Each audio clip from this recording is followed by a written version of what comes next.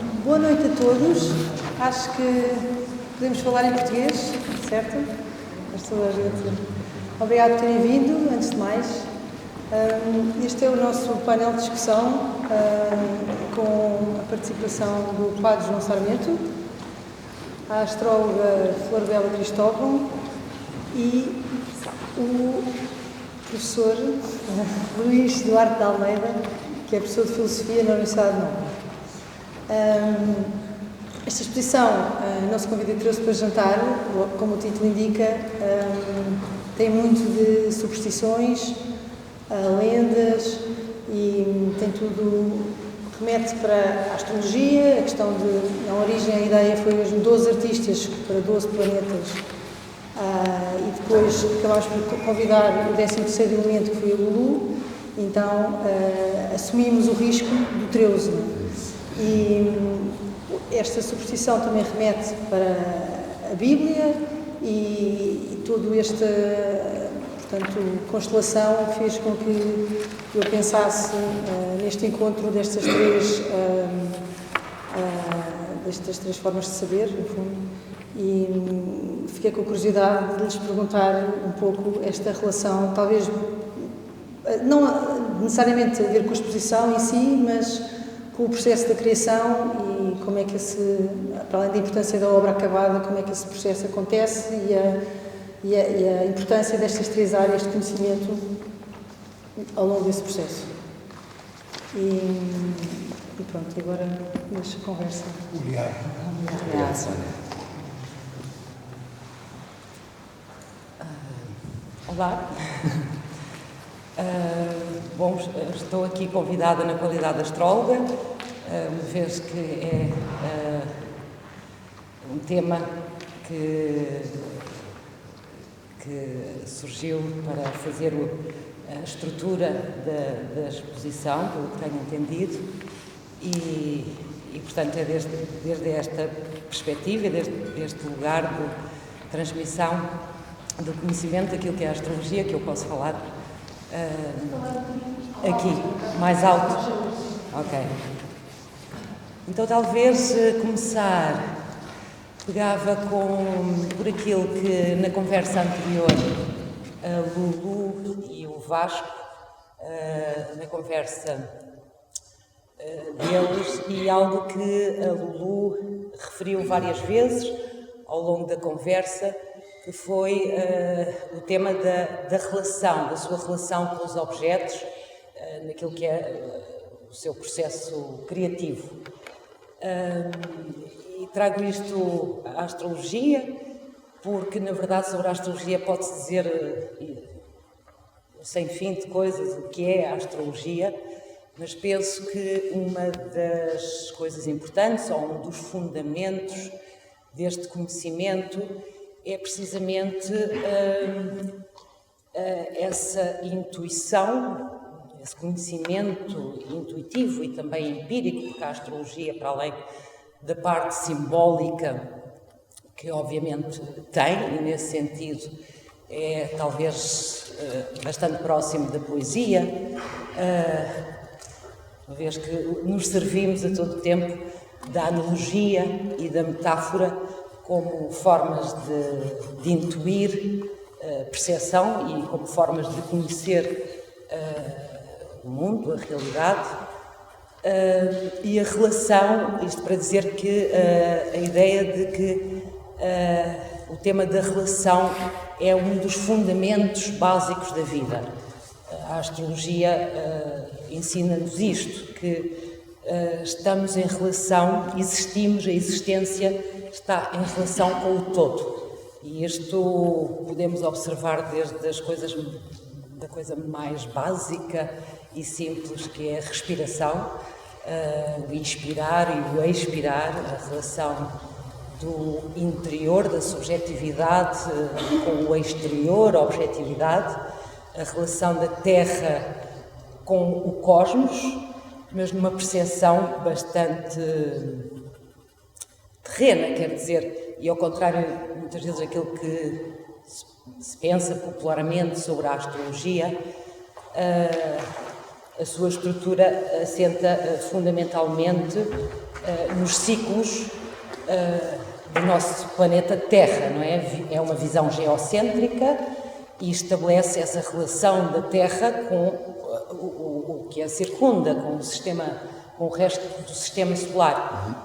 E dizia isto, não é? Portanto, a relação como fundamento da vida e também da criatividade, e a vida enquanto processo como dinâmica criativa, inerentemente criativa, e isto podemos também observar a nível biológico, celular, não é? Todas as células precisam de fazer, a todo momento, trocas, intercâmbios químicos, e, portanto, é uma observação geral da vida, o tema das relações e a relação como base e como fundamento. No caso da astrologia, a relação da Terra, como disse, com tudo o que circunda, está à volta, e, portanto, coloca-nos num lugar, ainda que central, mas também num lugar bastante humilde, diria, face a forças que transcendem o nosso controle e o nosso domínio. E em relação e as relações, não é? O tema da relação, em astrologia todo o tempo trabalhamos com os opostos, com os paradoxos, também percebemos o paradoxo como base criativo, da criatividade, a união de opostos, o dia e a noite, claro escuro, o feminino masculino, e a integração das polaridades num centro criativo. Talvez começar a abrir por aqui este tema da relação, porque enquanto ouvia a conversa da Lulu com o Vasco, foi algo que esteve bastante presente ao longo da conversa, quando descrevia a Lulu o seu processo criativo, o seu olhar para os objetos e a relação que estabelecia com esses objetos de uma forma até bastante espontânea, ou seja,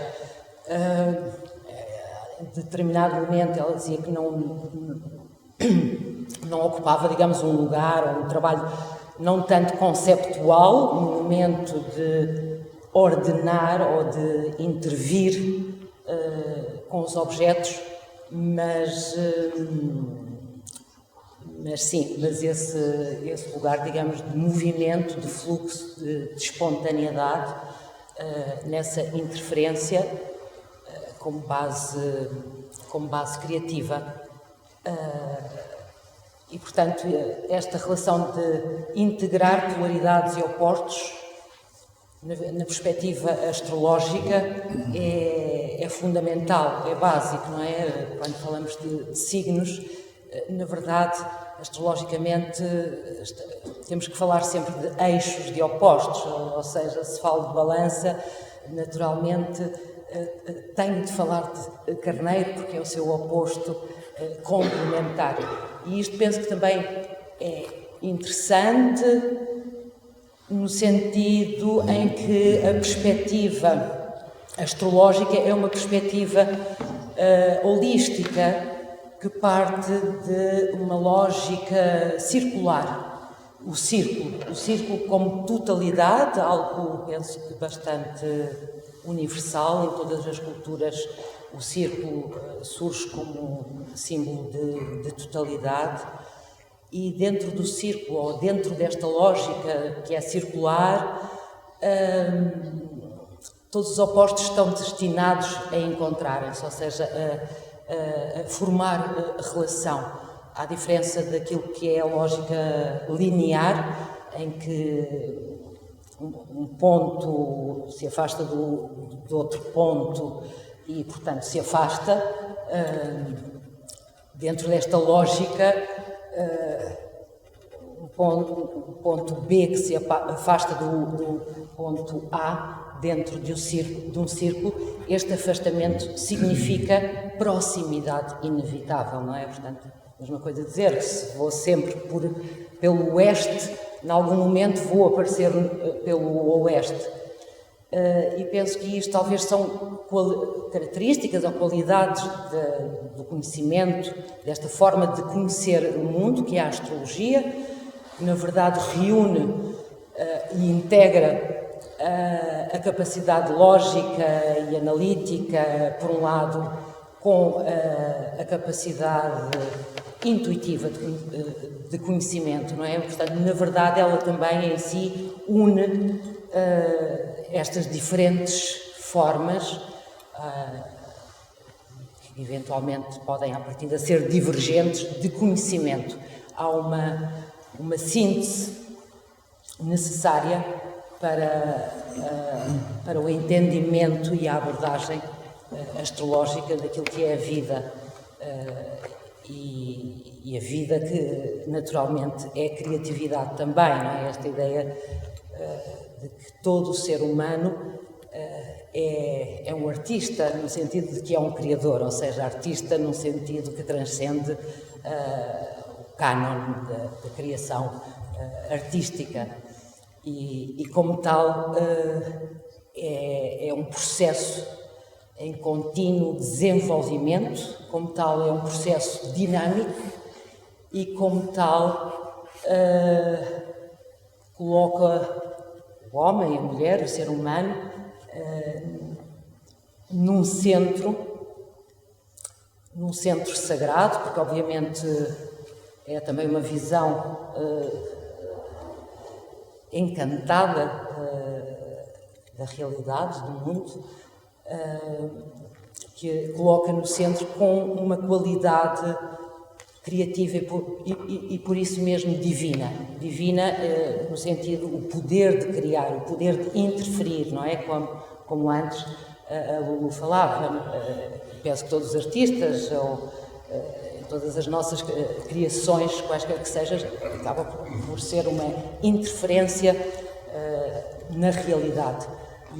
E esta qualidade humana como uma qualidade divina, criativa, de interferência. Talvez para começar, e já trago se calhar muita coisa, não sei. Não sei, João, queres tu? Falo eu? Sim, boa noite a todas e a todos. Nós, a Flabela, o João e eu, há uns dias tivemos uma breve conversa e achámos que seria boa ideia para início do nosso diálogo, cada um de nós falar um bocadinho sobre a forma como interpretou o convite. E já agora, obrigado, Sónia, pelo convite para participarmos desta conversa. Como disse a Sónia, a minha área é a filosofia. Do ponto de vista das diferentes correntes metodológicas de filosofia, a minha área é chamada filosofia analítica e um dos aspectos que tanto podem ser vistos como positivos ou negativos de quem trabalha na área da filosofia analítica, eu não acho que seja particularmente negativo, mas já me disseram o contrário, é que gostamos de ser do contra. E grande parte do nosso trabalho passa por discordar e encontrar várias interpretações e discuti-las, e eu achei que seria interessante começar com os pensamentos que me ocorreram logo com o título que a Sónia propôs para esta sessão, porque o título é O Poder da Criatividade do Artista enquanto Canal de Criação. E a Sónia, tendo-nos convidado aos três, suponho há de ter pensado num título que fosse suficientemente neutro para permitir uma variedade de opiniões, mas a mim o título não me parece neutro, mas acho que por razões compreensíveis. Esta ideia, por razões compreensíveis por isto, esta ideia do artista ou da artista como um canal de criação é uma ideia que é uma ideia muito corrente e que, aliás, faz parte do nosso vocabulário metafórico, mas as metáforas já nem sequer são metáforas vivas, do nosso vocabulário para, no dia-a-dia, falarmos do processo artístico e da nossa compreensão da arte. E a mim parece-me que esta metáfora, em conjunto com algumas outras que referirei, formam uma família de conceitos que nós usamos correntemente para pensar sobre a arte. Mas não é a única família, nem sequer a única família que usamos correntemente, nem é necessariamente a forma mais correta de pensar sobre a arte. Esta ideia do canal, pensando agora, tomando a metáfora um bocadinho mais a sério, o artista como canal de criação. A metáfora do canal sugere algo através do qual alguma coisa passa. A metáfora do canal está na minha família de outras metáforas que utilizamos muito frequentemente para falar do processo artístico, como a metáfora da inspiração. E não utilizamos, eu digo não só utilizamos para falar do processo artístico, mas que artistas utilizam para descrever muitas vezes o seu próprio processo criativo. Lendo entrevistas com artistas de todas as áreas, muitas vezes há uma descrição da fenomenologia da criação que parece quase, para o próprio artista, misteriosa. Portanto, há um processo de inspiração, estados de criatividade, veio-me a ideia, surgiu-me, estava quase estados de possessão e que pertencem ao mesmo tipo de famílias de conceitos e de metáforas que a ideia do canal. Aliás, a inspiração, não é? Etimologicamente, a inspiração é inspirar, é algo que entra, e o que entra é o espírito. Outra metáfora que cabe nesta família de conceitos é a ideia do gênio, não é? Do gênio criativo. E o gênio também é um espírito. E, pensando a partir do título, formulei esta ideia de que acho que temos este modelo, é um modelo geral, e depois, claro, lá há de haver muitas diferenças de pessoa para pessoa e de expressão artística para expressão artística, mas este modelo que é um modelo, entre outros, de pensar no processo artístico. É um modelo muito antigo. Há um diálogo platónico, um dos diálogos mais curtos, um diálogo chamado Ion, em que Platão, ou Sócrates, pela boca de Platão, Sócrates está a discutir com um artista epónimo, um rapsodo, um poeta, sobre a natureza da atividade criativa, neste caso a proposta da poesia, e a tese defendida por Platão ou por Sócrates é a de que a poesia e a arte não é uma técnica, não é um produto de conhecimento, não é nada que se possa aprender, não é nada que se possa cultivar. A arte é um produto externo de uma inspiração espiritual, demoníaca, no sentido daimoníaca, divina, e que o estado de criação artística é quase um estado de loucura. Portanto, um estado de possessão, isto corresponde, é uma forma de articular esta ideia do artista como um canal. E mais, podemos pensar em outras ideias, outros termos e outras metáforas que utilizamos, a ideia do talento como um dom, o dom artístico, a própria ideia do dom sugere que alguém deu. Estas ideias parecem que correspondem a uma espécie de, desculpa, um outsourcing da agência criativa para fora da pessoa artista.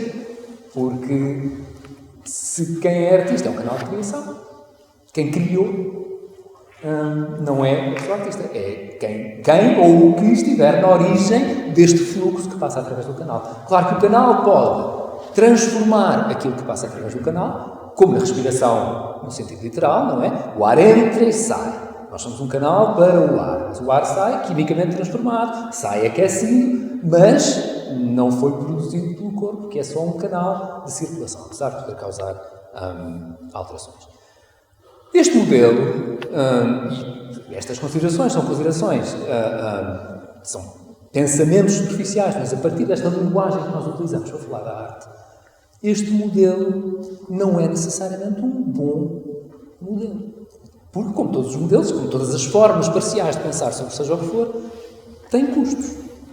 Um dos custos é que convida explicações do processo criativo que são explicações sobrenaturais. Se o artista é um canal para um processo de criação que não nasce com a pessoa artista, isto imediatamente convida explicações sobrenaturais do estado de possessão, ou explicações de que o dom é um dom de uma entidade divina e, portanto, este outsourcing do processo criativo. Desculpa, espero que não seja. Não. Quando, apesar de a estrutura psicológica dos processos criativos ser extremamente complexa, quando, do meu ponto de vista, não há razão para achar que as ciências cognitivas e a psicologia não conseguem ou não conseguirão produzir bons modelos explicativos do processo criativo. E há trabalho nessa área. Mas um dos custos do modelo é que propicia que pensemos, mais ou menos conscientemente, na natureza do processo de criação artística como um processo inexplicável, por definição, porque extravasa do domínio do natural, que é o objeto das ciências explicativas.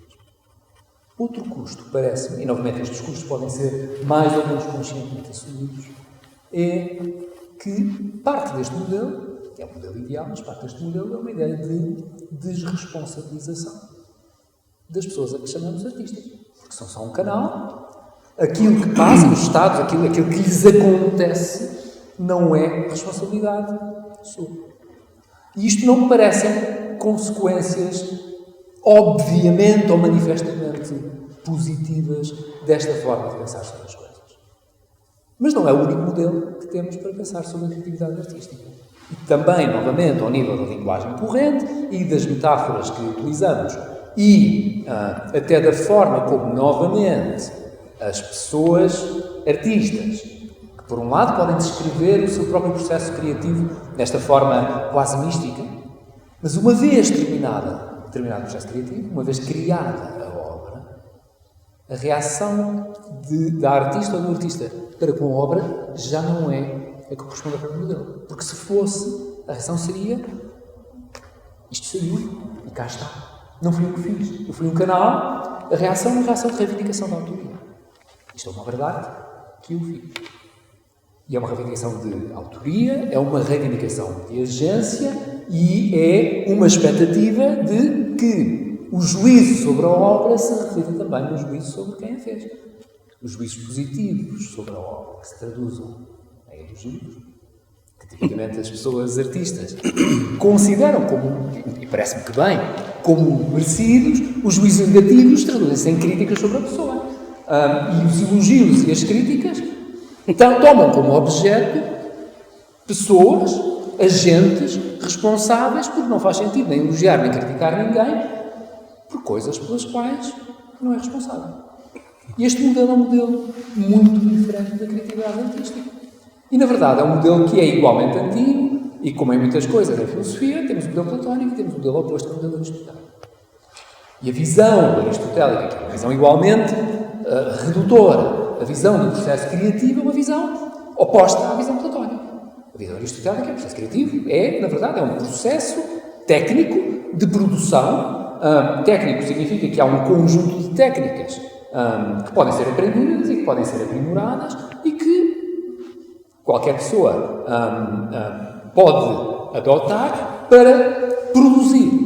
A ideia da poesia é produzir o objeto de arte com um determinado fim. E o fim na concepção aristotélica, o fim da produção artística, é a produção de certas reações emocionais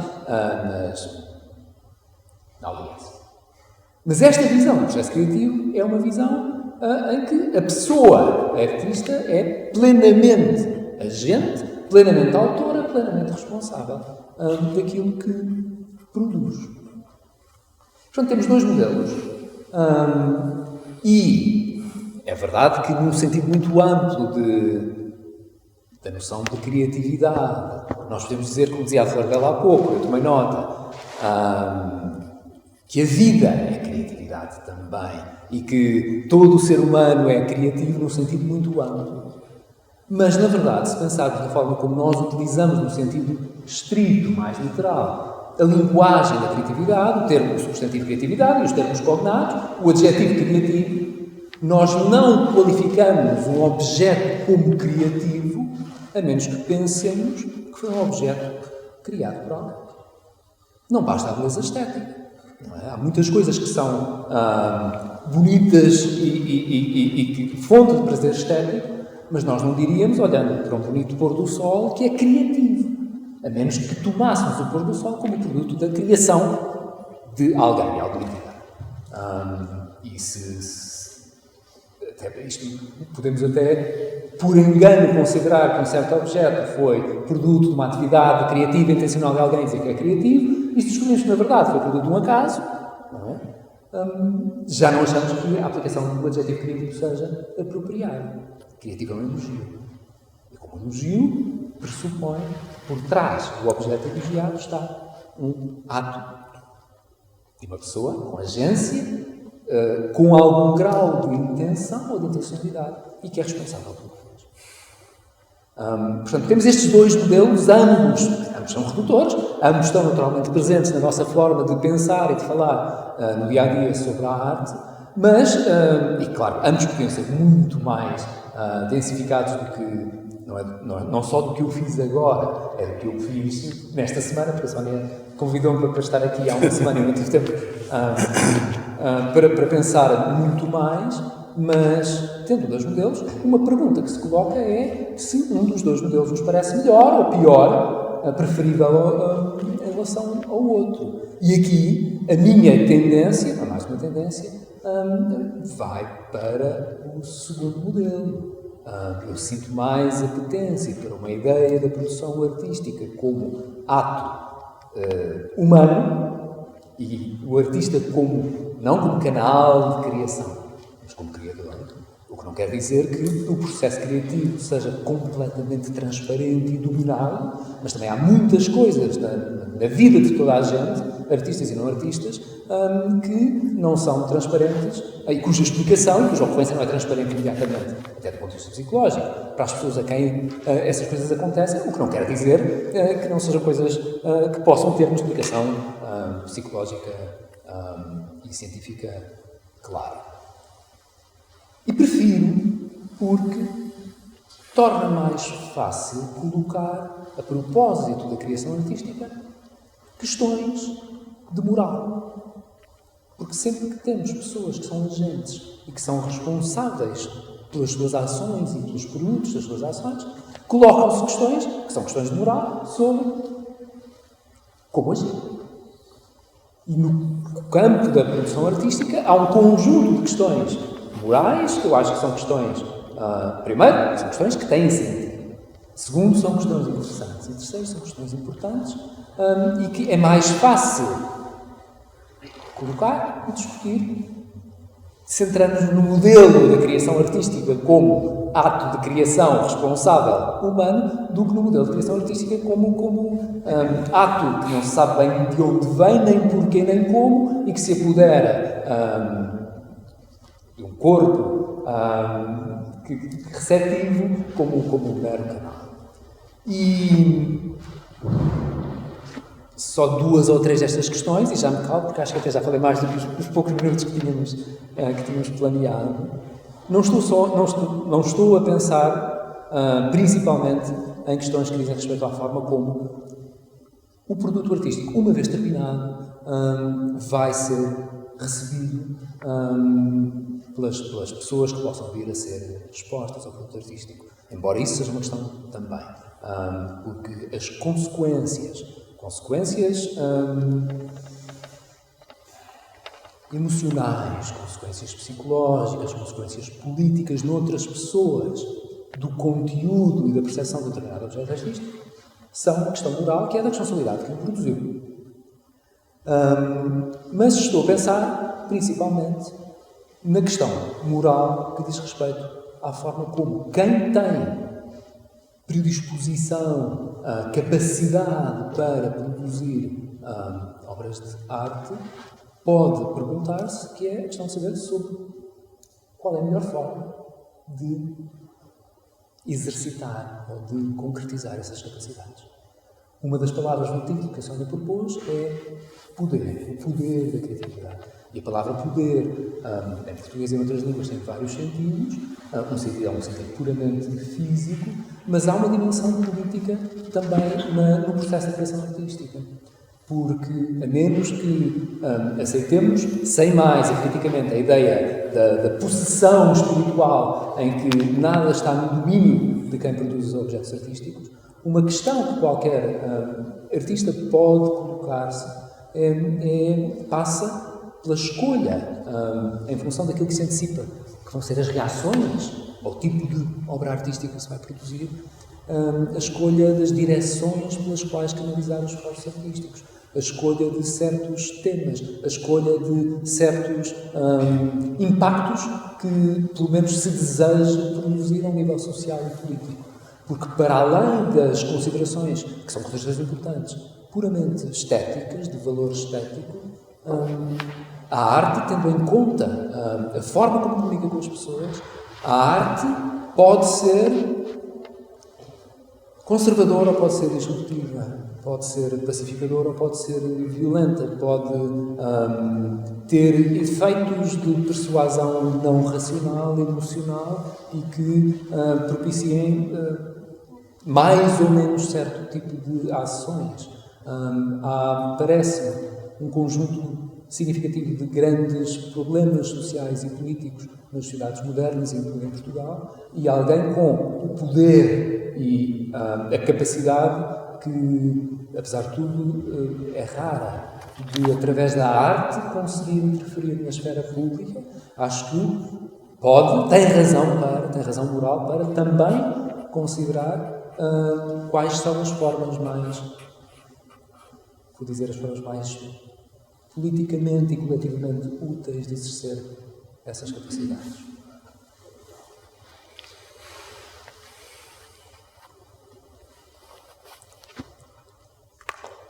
João? Então, obrigado, Sónia. Parabéns pela exposição que aqui tens. Parabéns aos artistas e às curadoras. Então, se o Luís estava a fazer filosofia analítica com o tema da conversa, eu posso continuar a fazer filosofia analítica com o tema da conversa, não com o poder, não com a criatividade, mas com a criação. Se quisermos fazer filosofia analítica, se quisermos fazer filosofia continental, que é outro tipo de filosofia, e se quisermos juntar as filosofias todas e não fazer filosofia nenhuma e fazer só filosofia da vida, que é onde eu quero ir, já lá vamos. Mas uma coisa interessante da palavra criação é que é do nada. Portanto, o artista não cria. Nós usamos isto e facilita-nos imenso a vida, vamos continuar a usar, não estou a dizer para deixarmos de usar. Os termos servem dentro de um jogo de linguagem e enquanto servem, quando não servem, deixam de servir. Escusado de estarmos agarrados ao significado etimológico do termo para nos lixarmos agora quando queremos falar das coisas. E claro, ninguém cria nada, criamos do nada. A criação foi feita do nada. O termo é ex nihilo, do nada. E que eu saiba, nenhum artista cria do nada. Cria com conceitos que estão na sua cabeça, a poesia, cria com matérias, transformando-as, alterando-as, compondo-as, reorganizando-as. E, portanto, o artista não cria do nada. E, portanto, nós, no fundo, não somos criadores nenhuns. E eu estou a dizer nós, os seres humanos e outras coisas que tais. E tantos animais que criam tanta coisa tão bonita. Ninhos de passarinhos. Nós, no fundo, não somos criadores nenhum. Nós estamos a transformar... E isso não nos responsabiliza. Estamos a transformar a matéria já criada, já pré-existente. Há uma pré-existência de todas as coisas que nós fazemos, sejam elas vocabulário, sejam elas som. Isso é muito interessante. Isso interessa muito. Depois, continuando aqui a tentar partir este tema aos pedaços, então, eu estudei Belas Artes, depois estudei Filosofia, depois estudei Teologia, depois estudei mais Belas Artes e agora, feliz ou infelizmente, contacto muito com artistas, feliz ou infelizmente, porque há dias bons e há dias maus, como todas as profissões, e tento fazer coisas. Podem ser chamadas de arte ou não estou muito preocupado com isso. O que é facto é que isto, quando nós andávamos, estão aqui, que são criadores, que passam o dia inteiro fechados num ateliê ou numa oficina, quando iam, nos primeiros tempos da faculdade, cortar umas tábuas e percebiam que eu ficar sem o dinheiro de almoço para cortar as tábuas, pensavam, eu estou aristotelicamente a criar ou platonicamente a criar, quer dizer, o que é que acontece? Acontece que há uma experiência muito agónica de agonia, dizer, porque é que eu estou a fazer isto? Porque é que eu estou a gastar os não sei quantos anos de formação que alguém me está a pagar nisto que provavelmente não vai trazer grande rendimento, não é? Ainda ontem perguntava a um colega das Belas Artes de 2 anos acima, quem é que é o artista conhecido da tua turma? Parece que só pode haver um a safar-se em cada turma. A percentagem é menor que esta, mas parece que é assim. E ele respondeu. Disse, eu não sei quantos. Eu, pronto, olha. Portanto, parece que há, o funil é incrível. Entramos todos cheios de amor a qualquer coisa que não sabemos explicar. E que ninguém está muito preocupado em conseguir explicar, apesar de ser muitíssimo interessante tentar explicar e partir o cabelo em 3 para tentar explicar porque é que é isto que estamos aqui a fazer. Mas, de facto, é uma pergunta um bocado agonizante. Pelo menos foi a minha experiência, não sei se é a experiência de alguns artistas que aqui estão. Se calhar eu não produzi ao ponto de ter um processo de solidão que exige a criação, de bater com o nariz na porta, a dúvida brutal que é estar fechado sem saber se o que se está a fazer é ou não é alguma coisa interessante, relevante, enquadrada. Será que eu estou pelo caminho errado? Todas estas dúvidas que assaltam no dia-a-dia silencioso de um artista, que não é na inauguração quando é aplaudido, é nos outros dias todos que levam àquele momento. Esse dia-a-dia é um dia-a-dia de altamente filosófico. Altamente filosófico. E como diziam, é isso, é onde as coisas se conjugam. E, portanto, de facto, estas são perguntas que acho que nos habitam há muitos anos e acho que para as quais vamos tendo algumas respostas. Seria muito interessante termos aqui muito tempo para ouvir estas respostas, não é? Para ouvir estas respostas, mas de facto há poder de criação, somos criadores, o que é isto? Por exemplo, de facto, a inspiração, as pessoas não são um canal por onde passa alguma coisa, as pessoas são muito mais do que isso. De facto, não é um dom, não podemos dizer que é um dom, porque senão tínhamos de estar a dizer que esse dom vinha de alguém. Mas depois, se não é um dom, porque é que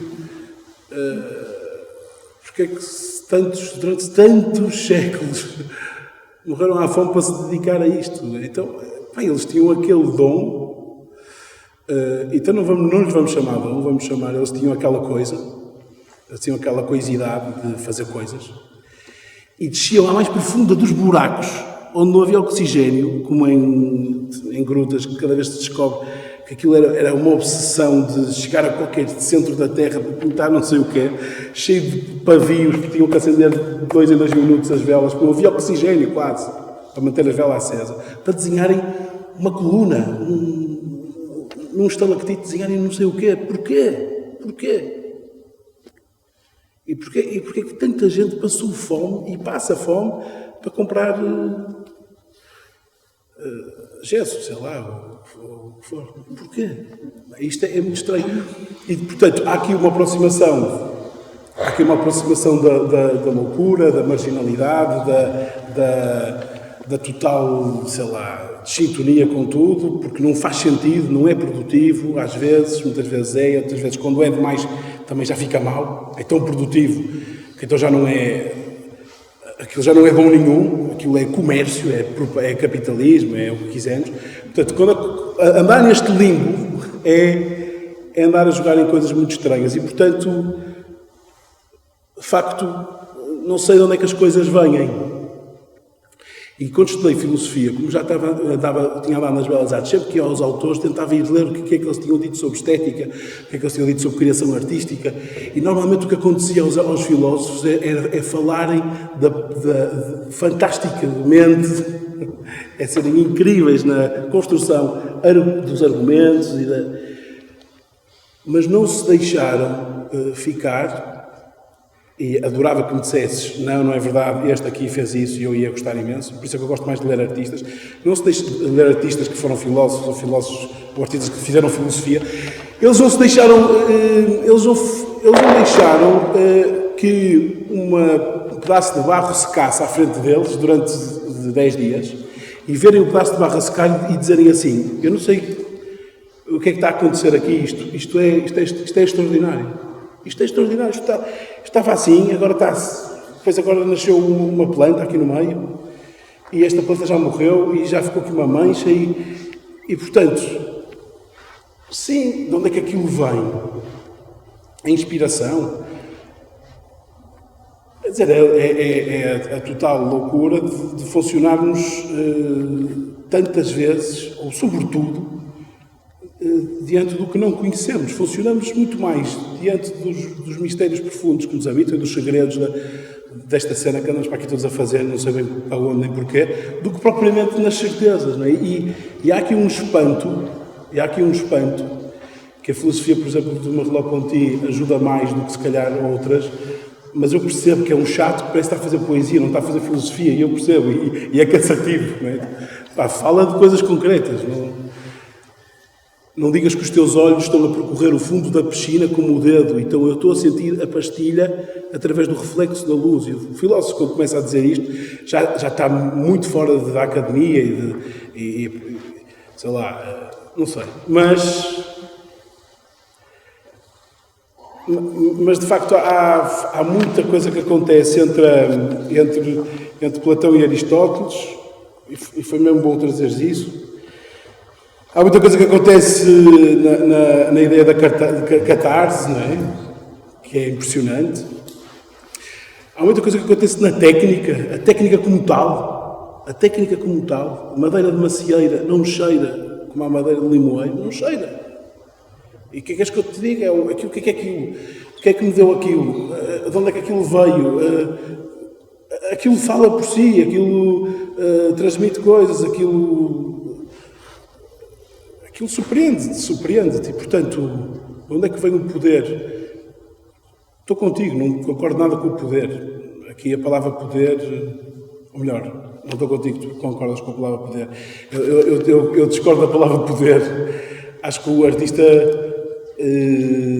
não deve estar fora do mundo e ser um alienado e ser não sei o quê, mas se está preocupado com a moral e com a ética e com a sociedade e com a política, acho que pode estar muito preocupado antes de entrar no ateliê e depois de sair do ateliê. E acho que no ateliê ele tem que estar preocupado com o que ele quiser, mas que ele não fique preso com as preocupações. É como, tipo, és professora de matemática, não venhas falar de se dormiste mal porque os teus filhos não te deixaram dormir. Tipo, fala-me de matemática. Ajuda-me a apaixonar-me pela matemática. És artista, queres-me falar do mundo? Fala-me do mundo, mas vais falar do mundo, mostrando o mundo que eu também estou a ver como tu estás a ver, então não estás a fazer arte, estás a fazer propaganda, estás a fazer... Pronto, é isso. O que é que a Igreja fez durante bilhões de anos? Obrigar os artistas a fazer propaganda da Igreja. Agora faz uma Nossa Senhora disto, agora daquilo, agora daquilo outro. Isso não é fazer arte. E, portanto, há aqui qualquer coisa de muito extraordinário e de subnatural no natural. O subnatural acontece, parece que é subnatural. É subnatural de tão natural que é. Uma luz sobre um aço cortene do Richard Serra. Se não for luz elétrica, tive a oportunidade de ver aquelas peças sem luz elétrica. E tu dizes assim, pronto, o que eu vou dizer? Eu sei que isto é aço cortene, sei que é usado nos barcos, sei que isto não tem... mas sei que isto me está a provocar uma coisa que me parece que os pés ficaram colados ao chão e que quero chorar. Isso é estranho, não é? Isso é altamente poderoso. É altamente poderoso sentir-se isso. Agora, temos algum poder sobre a matéria, não como o demiurgo que pega nas coisas, mas temos um poder sobre a matéria, mas o poder é sobretudo, ou deveria ser sobretudo, o poder do artista. Não é criatividade, porque a criatividade já há indústria para isso, as indústrias criativas é que são as que fazem as criatividades, sabem o que as pessoas querem ver e ouvir.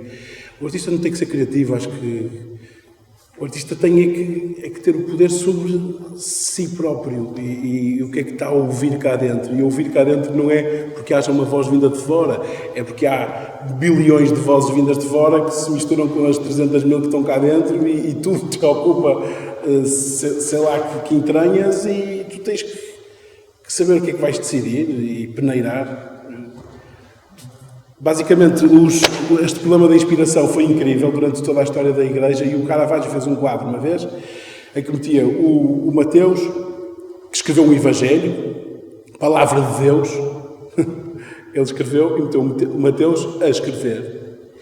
E um anjo apoiava a mão de Mateus e dizia e falava-lhe ao ouvido: inspirare, soprar sobre.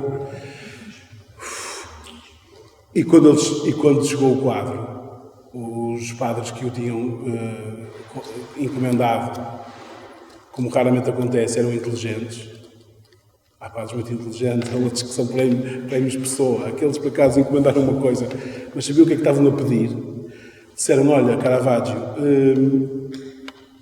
isso aí está... Ele está dirigido. A palavra de Deus não foi inspirada dessa forma. Não foi direitista. Há uma inspiração mecânica, há uma inspiração dinâmica, há uma inspiração progressiva. E depois foram séculos a discutir esta coisa. A palavra de Deus, logos, a palavra de Deus, não é léxico de Deus, não é vocábulo de Deus. Deus não disse aquelas coisas, aquelas palavras. Portanto, tu és canal, Mateus, és canal, porque ser canal pode ser um canal altamente poroso, de barro, que deixa passar algumas coisas, fica com outras, desfaz-se com outras, altera-se com outras. Portanto, tu estás a ser canal de alguma coisa, mas não o representes assim, a ser dirigido. Ele não está a ser dirigido. Porque o canal é ou este ser possuído por uma força. Eu acho que é bom que sejamos possuídos por forças, porque o que há mais é peças que são feitas sem essa possessão. Portanto, são peças desalmadas, peças... Não têm nada, são tipo... Já vi tanta coisa, que aquilo está completamente desinsuflado. Não tem nada. Espremes aquilo, pronto. Mais valia terem guardado aquela madeira para continuar a ser madeira, ou aqueles naprons para continuarem a ser naprons. Porque aquilo não tem espírito, não está a guardar nada, não está a guardar uma... E agora, estas metáforas são más, porque nós estamos a falar em espírito, mas então quem é o espírito? Pois, todas as metáforas são más, são péssimas, não...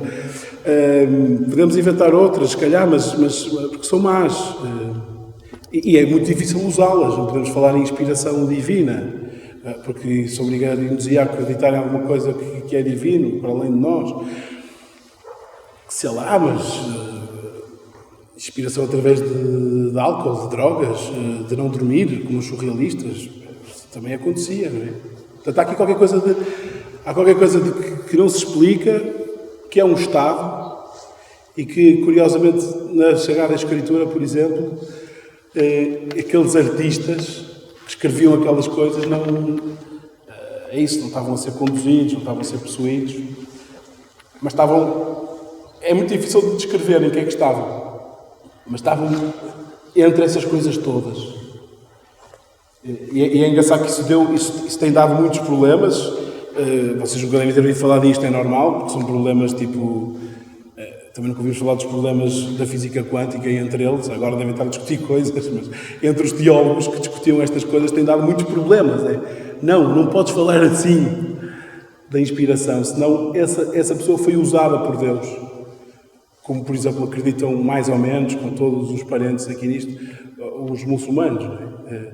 Há aqui uma palavra que é muito mais ditada do que inspirada. Mas então, em que é que ficamos? Não é? Mas sim, acho que os artistas não são criativos, não têm que ser criativos. O artista pode ser muito pouco criativo. Sem nada criativo, ficou a vida toda a fazer branco sobre branco. Robert Reimer, é assim que se diz? Branco sobre branco, criatividade, teve uma ideia na vida. Olevinhos, preto sobre preto. E é uma coisa aquilo, uma pessoa olha para aquilo e vê. Este tipo teve uma ideia na vida e esta matéria, este branco sobre branco, eu nunca tinha visto aquilo ao vivo. Quando vi ao vivo é que percebi que nos livros, achava que nos livros era puro formalismo, era alguém que tinha antes mais um, que seguiu, depois de Olevinhos faz isto, que lata, que seca de trabalho. Mas quando vi ao vivo percebi, isto é uma coisa, isto é tudo menos branco sobre branco, isto é bilhões de brancos a vibrarem por todo o lado, num suporte feito por ele inacreditável, com margens milimetricamente deixadas ou corrompidas, uma coisa, uma delicadeza. Tipo que era saxofonista e que um dia foi tocar num museu e viu um quadro e disse: eu quero ir tocar, eu quero ir pintar, não quero mais tocar, ser músico. E o que é que será para chegar a casa se tivesse mulher? Não faço ideia, e dizer: pronto, o saxofone está aqui, vou vendê-lo, vou comprar umas telas. Não, é complicado, não é? Na prática. Mas ainda bem, ia ser só mais um saxofonista e agora deixou-nos um. Ele foi inspirado porque o que aconteceu ali, naquele momento, em que ele estava a tocar saxofone no MoMA, numa coisa assim social, e viu uma tela do abstracionismo, sei lá, qual dos abstracionismos, já não lembro que tela é que ele viu, mas um rock tocou desta vida, assim, é interessante o que é que lhe aconteceu ali. Posso? Claro. Sim. Eu também estou pegando esta dificuldade, não é, da etimologia, da linguagem, para conter coisas que de alguma forma estão para além, não é? Quando dizes, porque é complicado, não é? E o espírito, e o que é o espírito, e que é este estado, e também a limitação, diria, da linguagem para descrever ou definir realidades.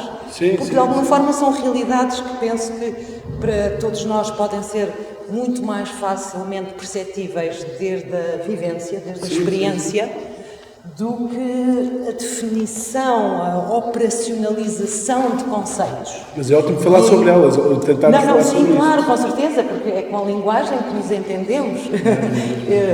E criamos, de alguma forma. Mas como tudo tem as suas limitações. E outra coisa que me chama a atenção, algo que em algum momento referiste, esta coisa do dom, não é?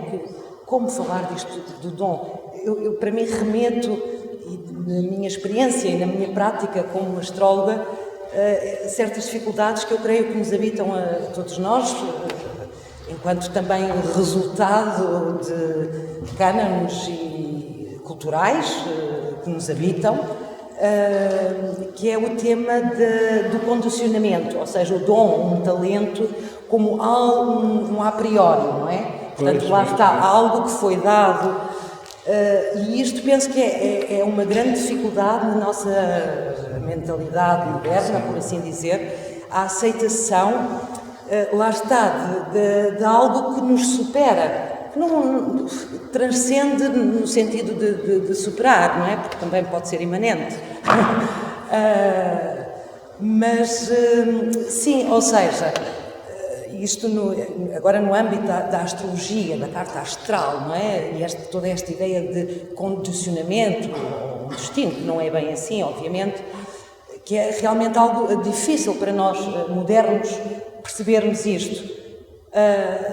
Mas a realidade observável é que não temos realmente tanto poder como nos gostaria, não somos tão autores e ao mesmo tempo somos autores, e aí o tema da autoria e da criação artística, tudo isto, mas são realidades observáveis, simples, quer dizer, eu não escolhi nascer mulher, ou com este corpo de mulher, eu não escolhi a família onde nasci, portanto há aqui uma série de condicionamentos realmente que estão para além da minha vontade ou do meu poder, mas que são realidades, não é? E que de alguma forma condicionam vão condicionar a minha vida, porque obviamente nascer aqui ou ter nascido na Índia, pois completamente diferente. Pronto, por um lado isto e também a tua perspectiva, não é? E trazendo à astrologia aquilo que comentava da vida como encontro e da vida como relações que estão destinadas ao encontro, com as duas perspectivas, não é? Esses dois grandes enfoques, mesmo na sociedade ocidental, na cultura ocidental, o aristotélico e platónico, não é? E penso que são as duas operacionais ou reais, não é? Ou seja, o facto de, lá está, esse ser atravessado por alguma coisa que é um mistério, não necessariamente desresponsabiliza, quer dizer, obviamente que há escolhas, o artista escolhe, não é? Pode haver esse momento, digamos, mais platónico, misterioso, a tal possessão, a tal catarse,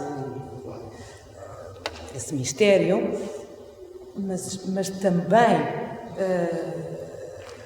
temos essa capacidade de escolha, que é liberdade e que é responsabilidade. E penso que isto, para quem produz e está no ateliê, não é? Há escolhas, há uma responsabilidade, aquilo que eu quero, o impacto que eu quero produzir fora e toda. Portanto, penso que não são excluentes e aqui trago, como se diz, não é, a brasa à minha sardinha, e penso que talvez muito por isso hoje a astrologia, que sempre esteve nas margens de todo o conhecimento, não é? Hoje começa-se está muito popular, a ficar de moda, e penso que por essa necessidade do mundo hoje, não é?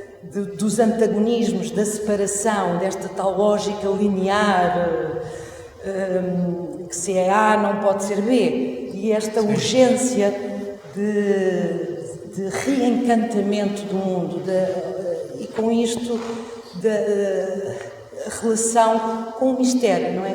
Com o sagrado e colocar-nos num lugar mais humilde, menos arrogante nesta coisa do controle, do domínio, da análise, que obviamente é fabulosa, precisamos de separar para analisar e isto tecnologicamente é muito necessário, mas continuamos com os mesmos problemas por resolver, desde se calhar os mesmos problemas do Neolítico, que é a violência, não é? E é relações mais pacíficas entre nós e com a Terra e com a vida toda ela, não é? Portanto, e volto a trazer o tema das relações como um tema central da vida e da criação. Bom, não há um desacordo profundo entre os tempos, mas também não há um acordo completo. Há aqui vários pontos que o João referiu, sobre os quais eu poderia discordar, mas escolho este da questão da liberdade e da responsabilidade das escolhas. Claro que ninguém nega que há imensas escolhas, mas a questão interessante e importante é a questão de saber quais são as escolhas que devem ser ponderadas. E aqui depois tem a ver uma discordância clara entre o que disse o João e o que eu disse, porque o João disse, não, o artista deve estar fora do mundo e pensar nas questões políticas é antes de entrar no ateliê, e quando sai no ateliê, lá dentro estas questões não têm implicação. Esta frase, isto é uma tese normativa, é uma tese sobre o que é correto. Foi por isso que foi só para tentar fazer jus ao convite, né? Para tentar criar aqui polémica. Se não criássemos polémica, não ia ter piada. Mas chatice. A Sónia ficava triste. Mas a menos que fosse... Não, mas diria com outras palavras, podia pôr alguns matizes nisto, mas vamos manter essa afirmação. Pronto, mas nesse caso, a menos que fosse impossível, ou que tivéssemos razões para achar que é impossível que estas escolhas poderiam materializar-se no resultado do processo crítico, a tese é muito questionável, não é? Podemos pensar em inúmeros exemplos. Um exemplo óbvio, a série de quadros da Paula Rego sobre o tema do aborto.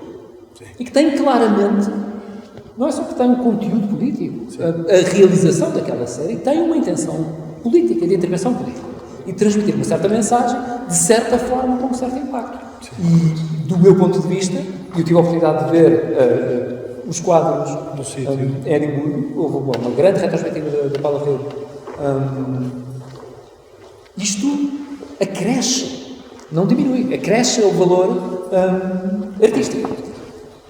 E tu falavas de exemplos, de casos em que as pessoas arriscavam a vida para conseguirem expressar-se artisticamente e metiam-se debaixo das grutas.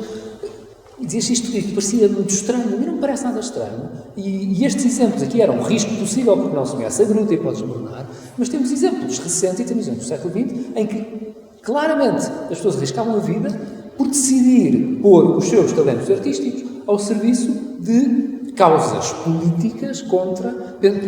Eu conheço melhor o meio da poesia, mas não deixa de ser uma das belas artes, claro. Mas não sei, exemplos da Anna Akhmatova, que tinha o filho preso e a poesia praticamente não era escrita, era escrita em bocados de papel que eram destruídos e era memorizada. Portanto, existia de forma oral durante muitos anos. Ou Mandelstam, que escreveu poesia que... Há um epigrama ao Stalin. A primeira vez que um amigo leu disse isto é mais do que um ato poético, isto é um suicídio.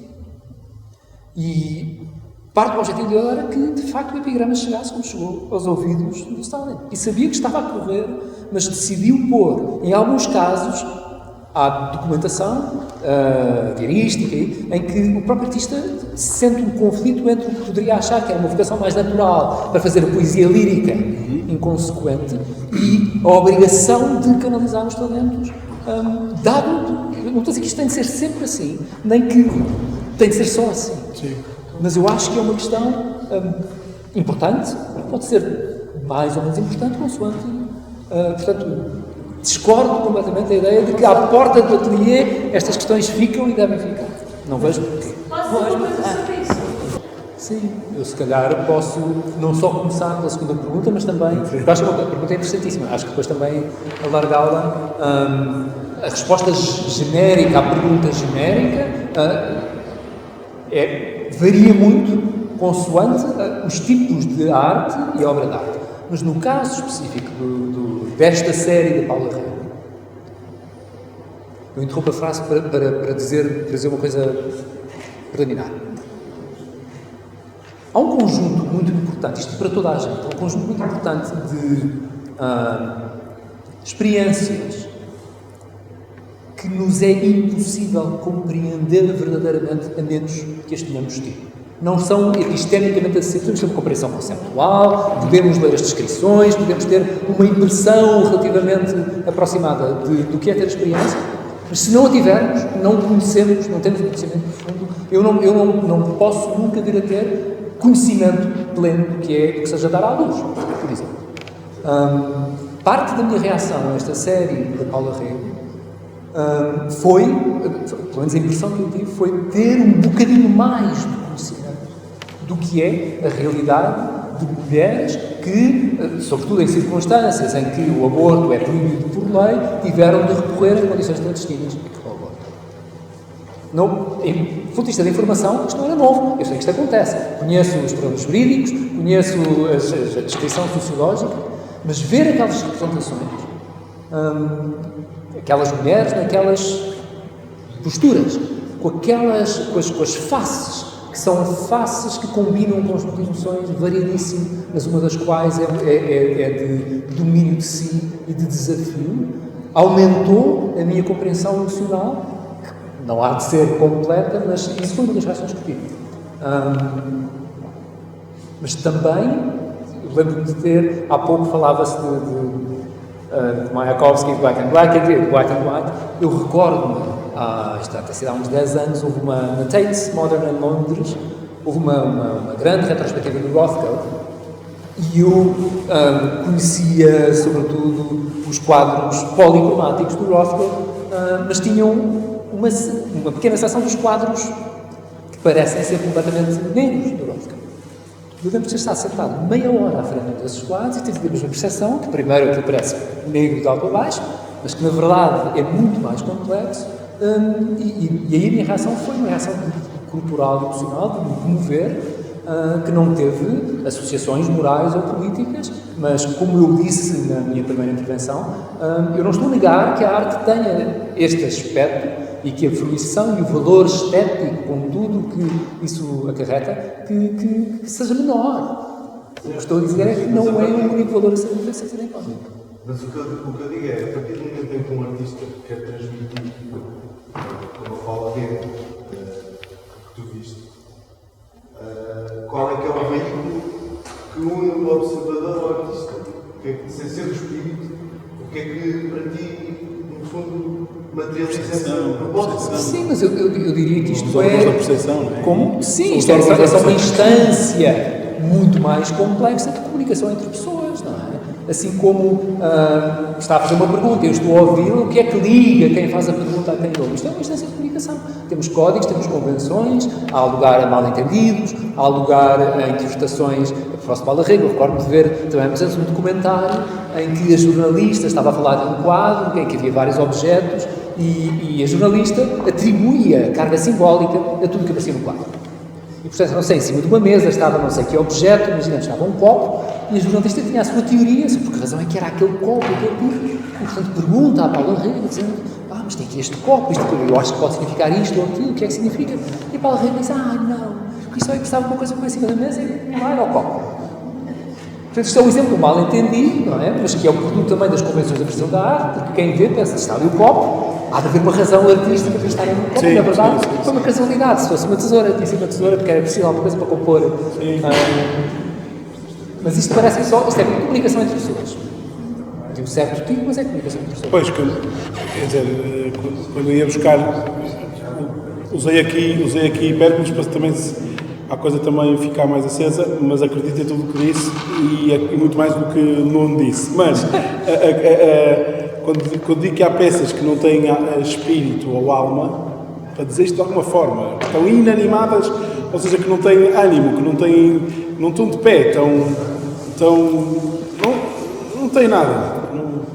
E eu digo assim, eu não tenho nada porque está uma pessoa ao meu lado a chorar e eu não estou. E eu disse, isto não me toca, não há relações, não há raízes, não estamos a trocar aqui energias simbióticas um com o outro. Este objeto não me toca, não mexe comigo, com as minhas entranhas. Isso é a eterna pergunta de o que é arte? Pois, por isso é que isto é interessante. As coisas verdadeiramente interessantes são aquelas que podemos ficar a vida toda a falar. Mistério não é aquilo que não sabemos. Mistério é aquilo que não acaba de se revelar. É engraçado. Mistério, a palavra significa isso. Tu abres e tiras aqui este muro e há outro, e depois tu tiras o outro e há outro lá ao fundo, no beato, não sei se é para ali ou para ali, e de repente estamos sempre a desvendar. É desvelar, para chegarmos a um conhecimento claro das coisas e iluminado. E eu não sou nada anti, quer dizer, quanto mais estranho for o conhecimento e obscuro, melhor. Eu não estou a dizer isso. Acho ótimo que sejamos analíticos.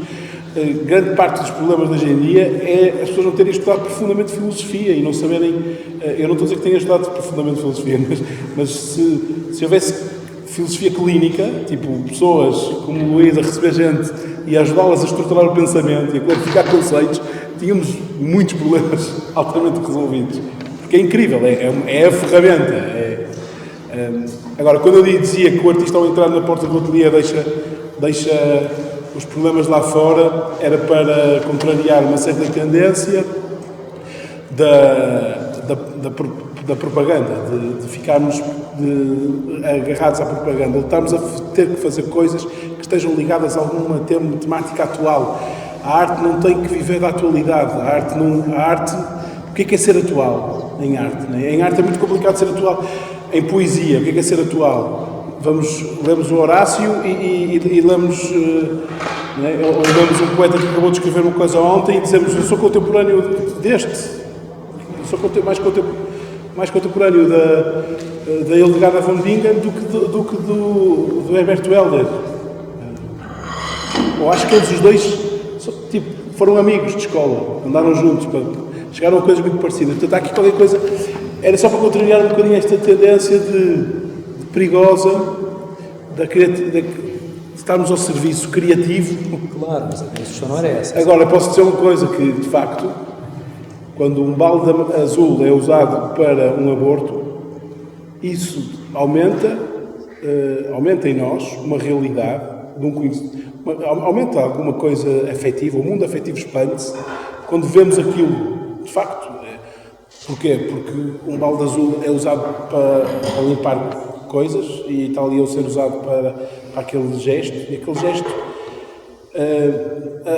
se ela queria ser política, se não queria, não sei, não sei mesmo, mas há muitos guernicas que são muito pouco políticos, são só banalidades. Sim. São propaganda, e há muito artista a fazer muita banalidade. O meu ponto é, entra no teu quarto, Mateus 6,6, está lá, entra no teu quarto, fecha a porta e escuta o teu pai, que ele vê o oculto. Isto é Jesus a dizer. Entra no teu quarto, fecha a porta e escuta. Há aqui qualquer noção da escuta, que é a voz, que é o sopro, que é o espírito, que é o inspirar, que nos está a faltar mais do que o traduzir os problemas do nosso mundo exterior. Está-nos a faltar muito traduzir os problemas do nosso mundo interior. Está-nos a faltar muito esta escuta. A voz. Há uma voz interior. Kandinsky, necessidade interior. Rokhtko, voz interior. Para citar dois. Tarkovsky. Só através da tua liberdade interior é que vais fazer algum frame que seja carregado de intencionalidade. Portanto, eu estou a contrapor. Eu sei que há artistas incríveis que vão para outra via completamente diferente, incríveis. Eu estou a carregar a tónica nestes porque acho que estamos num tempo de fazer qualquer coisa e pôr logo no Instagram e, portanto, nem sequer houve tempo para escutares nada, para te escutares a ti próprio, para escutares o objeto, e, portanto, lá para fora, entre essa membrana que te tira do mundo e te volta a pôr ao mundo, acho que devia ser mais cuidado. Era aí que eu queria chegar, só não é? Claro que... Não estamos a pôr demasiado uma separação entre a arte, artistas e as ciências. Cada vez mais a arte é também ciência. Fazer ciência é fazer arte. Aliás, no outro dia, aqueles programas em que participou o Calvino, o Carlos Filheiros, Calvino, todas as questões do Italo Calvino, há cada vez mais questões que se vão pôr. A inteligência artificial. A inteligência artificial vai fazer arte? Eu estou convencido que sim. Mas ela vai ter sentimentos. Ela não vai fazer arte. Mas vai fazer tudo. Vai fazer tudo. Vai fazer tudo. Não, exatamente por isto é que não vai fazer arte. Comendo-lhe a leitura. Exatamente por isto. Comendo-lhe a leitura de 3 livrinhos pequeninos do Humberto Mattei. O elogio da lentidão, sim. O elogio da palavra e o elogio da revelação. E aí, cada vez mais, é como estava a dizer, estou de acordo. Então, esquecemos a lentidão. Cada vez mais, o que temos é a confusão. O hemisfério esquerdo do cérebro está arrumado, os tais instintos que queremos encontrar nos astros, cada vez é mais linear. Não volta ao círculo, nunca mais. Não há círculo. O universo está a crescer e vai continuar a crescer. Está demonstrado, não é? E cada vez mais, de facto, o que nós temos é que, de uma forma de diálogo, cada vez mais de diálogo entre conhecimento e, há pouco dizia, a tecnologia é obviamente uma forma de andar, porque está a fazer cada vez com mais tecnologia. Há pouco diziam que quando estavam a assemblar, soldar, só soldam a partir de... Exatamente. Sem dúvida. Sim. Agora o Thomas Kuhn, quando escreve a Revolução do Paradigma Científico, que é um livro ultrapassadíssimo, de certeza, mas eu fiquei com uma ideia deste livro. Ele vai falando, é um cientista a falar da epistemologia da ciência, por exemplo, como é que se aprende em ciência, como é que se conhece em ciência. Vai havendo revoluções científicas que abalam as outras ao ponto de as extinguirem, os outros paradigmas científicos. E ele dizia uma coisa muito interessante, que o paradigma científico, quando estás diante de duas soluções, mesmo uma tabela de cálculo infinita, estás diante de duas soluções que as duas estão a chegar ao mesmo resultado. Ele dizia e citava autores cientistas que diziam: optei por esta porque era a mais bela, a mais simples. A matemática está uma demonstração que pode ter uma estética. Que é muito interessante. Que é muito interessante. Portanto, claro que o cientista, sim, a certa altura chega ali. Sim, mas de alguma forma o projeto da teosofia, não é? A união da arte, a ciência e a espiritualidade, não é? Já esse grande projeto do início do século XX. Mas a propósito do ciclo, sim, mas o ciclo é espiral também, resulta em espiral e obviamente o movimento. E aqui, lá está, a tal relação com o sagrado e uma tal dimensão, uma aceitação de que há uma inteligência em todas as coisas, que é o movimento evolutivo da vida e que conleva, isto é em espanhol, portanto, no qual é concomitante a repetição e a diferença, não é? Porque há uma ciclicidade, há repetição, há uma ordem que ela continua a ser a mesma, não é? Dentro de poucos dias vamos ter o solstício, a entrada do Sol no grau zero de Capricórnio. Continua a ser assim. Embora, e isto talvez não se saiba, a astrologia não tem uma relação direta com as constelações. A astrologia, o fundamento é muito terreno, tem a ver com as estações, os solstícios e os equinócios, não é? Portanto, desde a Terra. E isto é um ritmo, não é? Uma ciclicidade que marca uma pauta, que marca o ritmo, é uma cadência que se repete e, ao mesmo tempo, não há repetição. Todas essas entradas do Sol e essa mesma posição no grau zero é acompanhada de um movimento celeste que não se repete em infinidade de milhões de anos, não é? E também esta correspondência, e um pouco indo também à questão que puseste, não é? A relação entre o observador ou o público e a obra, e este também a astrologia nos diz, não é? Como é em cima é em baixo, e modernamente a astrologia moderna, e obviamente consequência também já da psicologia profunda do século XX, atual, dizemos também o que está fora é igual ao que está dentro. Portanto, há aqui uma lei, uma vez mais, de correspondências e que hoje a física quântica, não é? O observador afeta o observado e, portanto, e vamos ao mistério, não é? No que ainda está por ser revelado. Voltando àquilo que tu dizias, João, não é? Nesse processo contínuo de... Sempre a não é? Desbravamento. Mas o facto disso revelado implica em si uma disposição que é diferente de descoberta e Desculpe, porque eu não ouvi.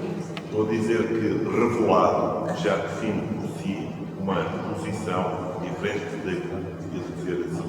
Aquilo que ainda não está encontrado. Sim. Foi descoberto. Revelado. Lá vem. Sim. Lá vai. Lá vai, sim.